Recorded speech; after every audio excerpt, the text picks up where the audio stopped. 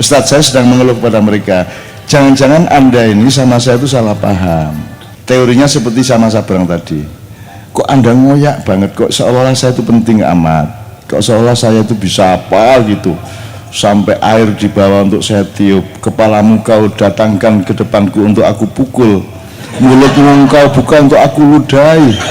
Coba sampai segitu loh Mas, dan itu tidak terbatas sama anak, iya itu semuanya, semua etnis sudah, mau semua pemeluk agama. Tadi siang aja saya ketemu orang Kristen, orang Katolik, 2 keluarga. Cak, saya Katolik tapi jamaah maknya loh Cak. Ngoyak itu dia. Saya Kristen Cak, tetapi saya sangat setuju itu dengan khutbah-khutbah. Kalau mereka kan bilangnya khutbah-khutbah itu. Tiap hari saya ketemu dengan orang-orang yang oke, saya anggap itu, saya menerima sebagai cinta mereka kepada saya, tapi saya ada khawatir ada muatan mitologi, ada muatan yang merupakan khayal-khayal dan prasangka-prasangka.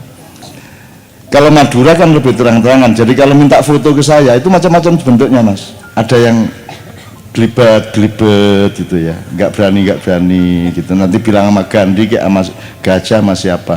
Terus ada yang langsung ini, Cak foto ya Cak gitu, nyun sewu ya, ya. Nek mau Madura gak Mas? Aku ketemu Madura di airport, dia datang, dia nempel saya sambil gini. Selfie. Saya sedang heran gini, ini saya harus bereaksi apa? Terus dia ngomong, barang bukti Cak. Barang bukti. Barang bukti. Kamu mau ke pengadilan apa gimana? Barang bukti. Oh Madura. Tapi dia sangat menjelaskan toh. Sangat menjelaskan tujuannya bahwa dia ingin barang bukti buat dia ketemu saya, kan begitu kan. Dia akan bilang sama teman-temannya, sama keluarganya kan gitu. Tapi langsung barang bukti Cak. Ceklek, iya. Madura. Memang orang Madura itu akurat berpikirnya, akurat. Top. Ya Allah, alhamdulillah. Oke. Jadi sekali lagi Ustadz, antum juga tolongin saya juga ya. Sabrang tolong saya juga, Muzamil tolong saya. Saya khawatir Anda itu menyangka saya tahu yang sebenarnya saya tidak tahu. Satu ya. Kalau agak detail, Anda menyangka saya ini mengerti hal-hal yang sebenarnya saya tidak mengerti. Tapi karena Anda menyangka saya mengerti, terus Anda memperlakukan saya secara berlebihan. Tuh. Nomor 3, Anda menyangka atau menghayalkan saya itu memiliki sesuatu yang sebenarnya saya tidak memiliki. Itu saya khawatir. Nanti Anda minta ke saya, ternyata saya tidak punya. Nah, jadi saya ini tolong di filter ya teman sekalian. Katakanlah ambil 4 aja. Mungkin Anda ini berprasangka saya ini mampu melakukan yang sebenarnya saya tidak mampu lakukan. Ini kan bahaya ini kalau diterus-terusin.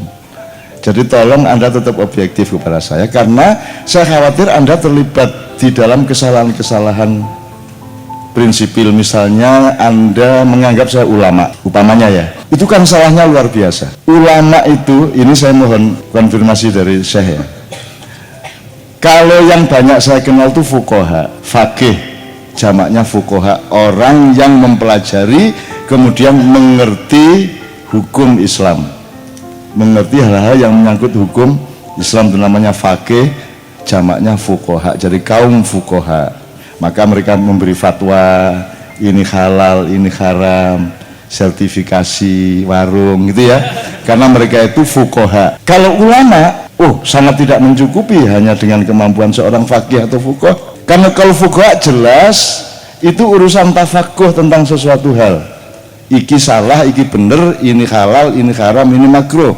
Itu fuqaha, urusannya sangat jelas, sangat terbatas, itu pendek banget, urusan pendek.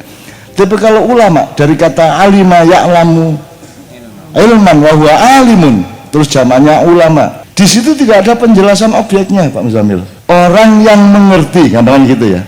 Mengerti apa? Tidak ada definisinya. Orang yang mengerti. Kalau fuqaha mengerti hukum Islam. Tapi kalau ulama mengerti apa? Tidak ada penjelasannya. Satu-satunya bahan adalah para ulama itu warasatul anbiya. Mereka adalah pewaris Rasulullah, waris Nabi. Nah, maka kita bisa bercermin atau mengacu kepada kalau Nabi ngerti apa, kan gitu. Kalau Nabi dulu ngerti apa, supaya kita bisa belajar tentang al-alim, al-ulama ini. Nah, sekarang saya tanya sama Anda, kalau Nabi itu ekspektasinya apa? Profesinya apa? Apakah seorang Nabi, misalnya Rasulullah SAW, bisa Anda kotak di sebuah ekspektasi profesional? Terus Anda kasih dia identitas, oh dia negarawan, oh dia politisi, oh dia jenderal panglima perang, bisa nggak? Dan apa yang paling dimengerti oleh Rasulullah? Sehingga beliau adalah penghulunya para ulama, induknya para ulama. Apa yang paling dimengerti oleh Rasulullah? Jadi tidak bisa Anda mendekati definisi ulama yang mengacu kepada Rasulullah dengan terminologi dan metodologi ilmu-ilmu modern. Bagaimana caranya? Nggak usah Rasulullah, Kiai Kanjeng aja bingung kok Anda. Kiai Kanjeng iki grup apa toh? Keroncong ya ora ning iya, blues ora ning iya, campur sari ora ning iya, qasidah ya ora ya iya, selawat ya ora ya ora, kadang jazz sidik-sidik ya iya ning ya ora.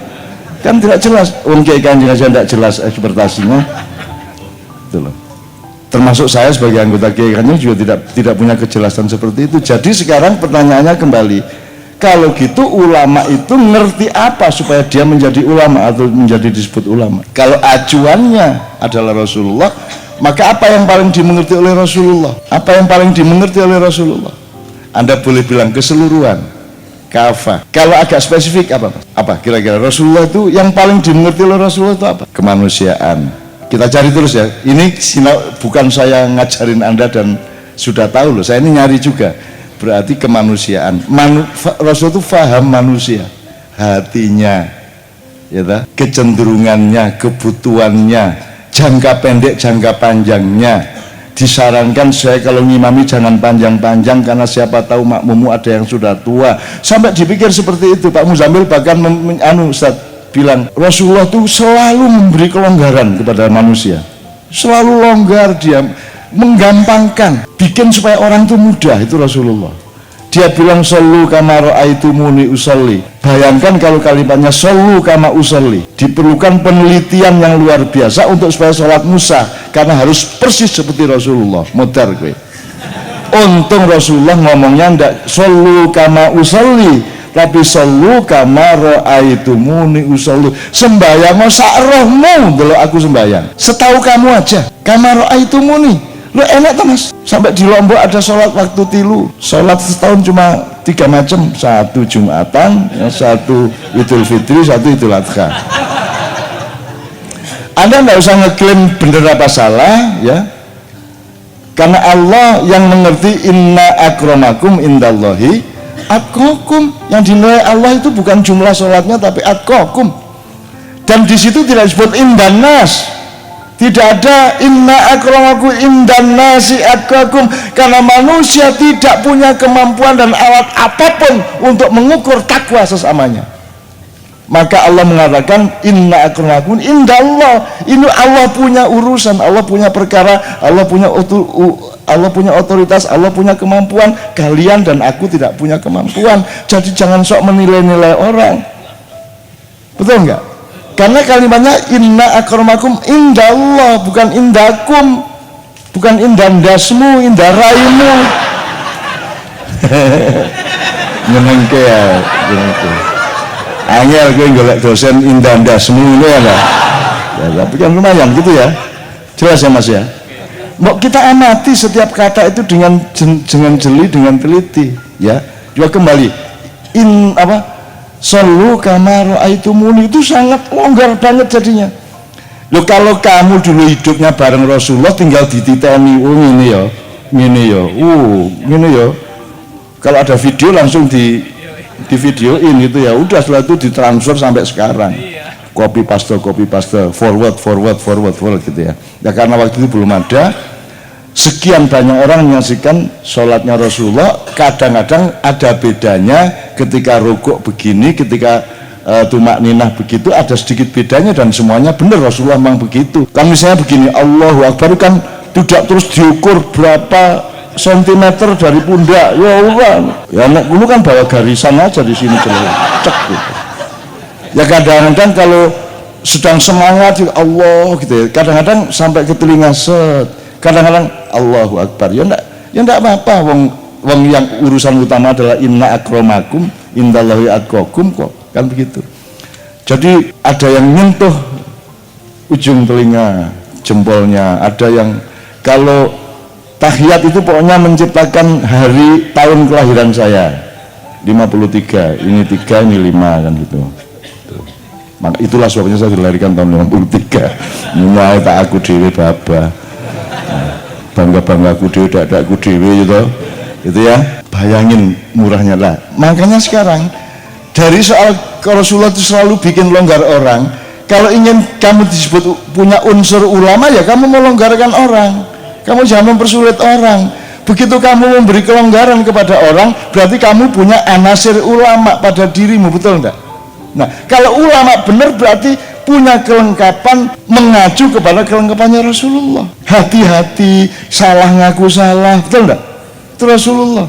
Kayak apa? Inna akramakum apa itu? Antum a'lamu bi umuri dunyakum, kan Rasulullah ngaku salah. Waduh, iya saya yang salah itu.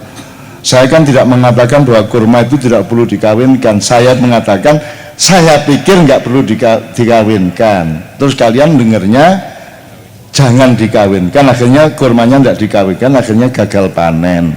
Sehingga Rasulullah mengatakan antum a'lamu bi umuri dunyakum. Nah sekarang kalau Anda ditanya mengenai capres dan cawapres, kan jawabannya sederhana, antum a'lamu bi umuri dunyakum. Sudah selesai masalah gitu loh.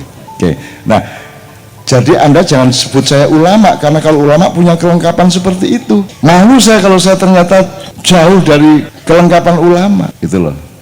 Saya khawatir Anda menyangka saya ustadz, ulama, apalagi nanti dipakai untuk menilai saya. Ustadz kok ngomong gitu. Loh niku senes ustadz niku Mbah Nun. Kiai kok gitu. Loh niku senes kiai niku. Mpun dikai beling kok mbiyen kiai tapi beling lah. Saya seneng banget tuh dengan sebutan itu. Jadi sebutan kiai beling itu kan membatalkan kekiaian saya. Masa kiai beling gitu. Jadi oke, sebutlah kiai asal ada belingnya. Begitu ada belingnya berarti saya batal kiainya.